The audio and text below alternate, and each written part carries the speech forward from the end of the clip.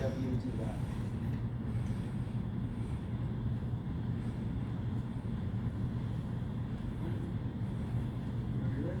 Right. So, there I was, sinking lower into the couch cushions of my life. Caught up in Rose's story about Saint Olaf.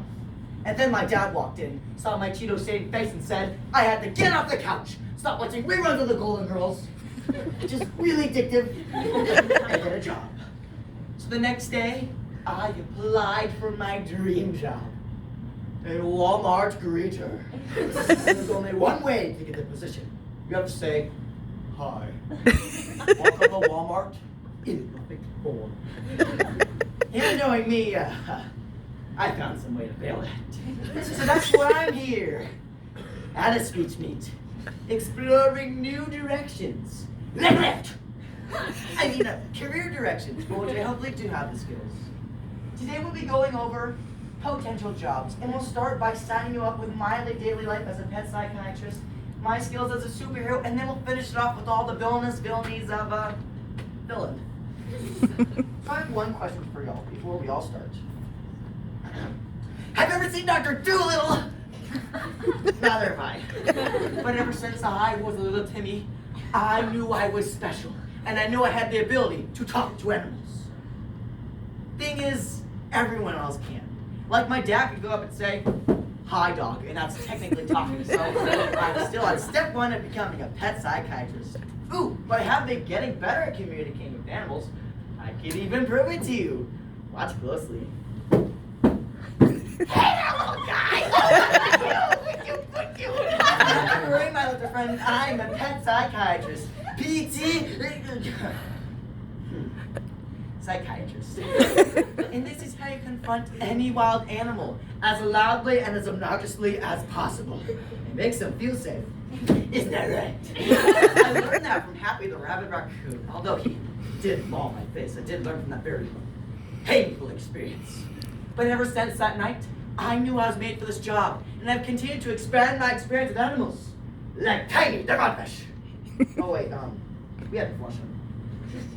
Oh, Mr. Pickles the duck. Oh no, you were right. Oh, I've kept a gerbil alive for 1 week, and I call this one success. Hopefully, with the skills I've already developed for this career, I can finally understand these animals: dogs, cats, and my stepsister. Let's face it, I'll never understand that animal. She's always hissing, scratching, and boy does she shed. But I wish I could become a pet psychiatrist because I felt like I had powers. If only there's another career that gave me powers, I'd take it. Kind of like my next one, pet psychiatrist by day, superhero by night. When becoming a super, you need a name and a power. Well, not just any name or power, a super name and power.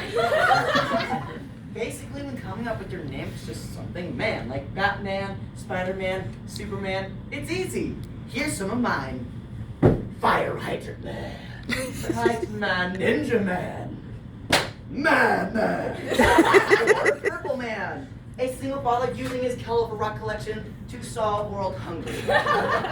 Or is that I can't remember. My superhero name is Whoa Man, because whenever I ask a girl on a date, her response is typically, whoa man. I'm not kidding, I repel everyone. It's like watching two south sides of a magnet being pushed towards each other. It doesn't matter how hard you push. It ain't gonna happen, sweetie.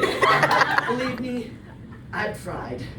But besides getting rejected for about 300 times now, I'd say becoming a super actually has some benefits. You lose sleep, usually your parents die, I mean, which sucks, but makes a great backstory. You don't get paid and you get beat up lots of, lots of benefits.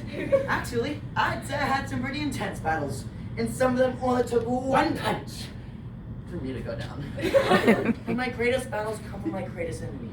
I mean, the only way to become a true superhero is having a villain. Just think of all the great superheroes and the greater rivals. Who is my superhero enemy, you ask? The speech coach.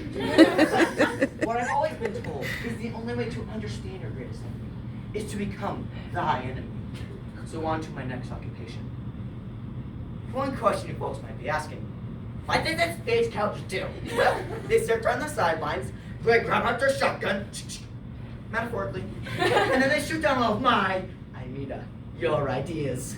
It's kind of like dove hunting. Nice, peaceful, unless you're the doves. Representing your wonderful ideas to the coach, it will sound something like this. Ooh, I have an idea. How about gambling for my topic? No, too dirty. What about cake? No, too fattening. Romeo and Juliet? Never. Coffee? Too basic. World peace? Too happy.